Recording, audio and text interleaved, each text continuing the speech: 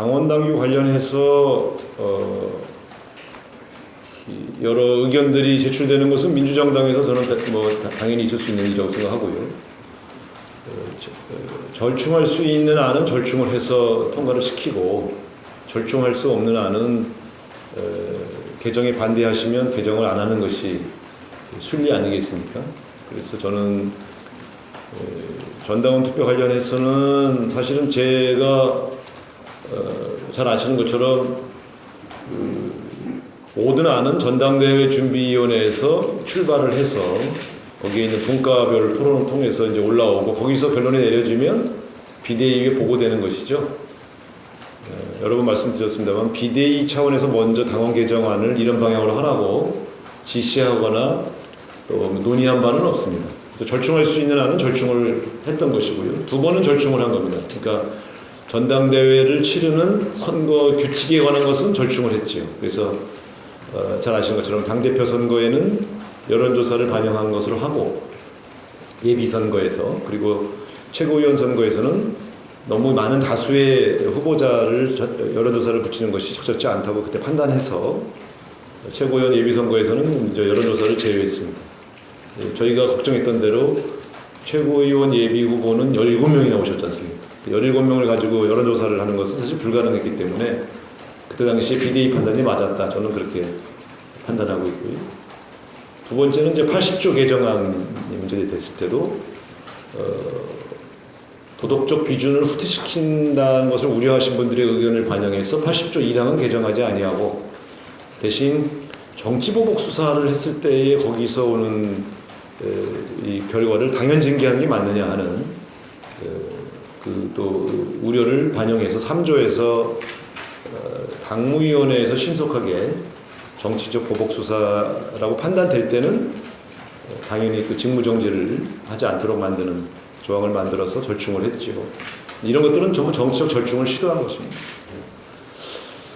전당원 투표 문제는 사실은 저는 저의 문제인식은 어쨌든 당원의 권리를 점점 강화해 나가는 방향으로 당원을 개정하는 것은 바람직하다고 판단했습니다. 다만 이 문제에 대해서 이견이 있었기 때문에 또 중앙위원회에서 부결됐기 때문에 지난번 중앙위원회 부결의 가장 핵심적인 사항은 바로 저는 이 14조 전당원 투표 조항이었다고 판단을 해서 이 문제는 그러면 삭제를 하자 이렇게 비대위에서 수정안을 만든 것입니다. 따라서 이것은 일종의 정치적 절충과 정치적 해법을 만드는 과정으로 이해를 해주셔야지 특정인의 사당안을 만들기 위해서 비대위가 앞장선 것처럼 이렇게 규정하는 것에 대해서는 저는 좀 동의하지 않습니다. 지금 당원 당규 개정안, 특히 당원 개정안에 보면 그런 논란이 되는 사안만이 포함되어 있는 게 아니고요. 한 10가지 정도 사항 중에서 한 8개, 9개는 사실 전혀 논란이 없던 사안들인데 논란이 되는 사안이 한두 개 있다고 해서 8개, 9개의 이 당원 개정안을 다 부결시키는 것은 저는 바람직하지 않다고 판단했고 그것이 정부적 판단이라는 뜻입니다. 절차의 문제에 있어서 5일 규정은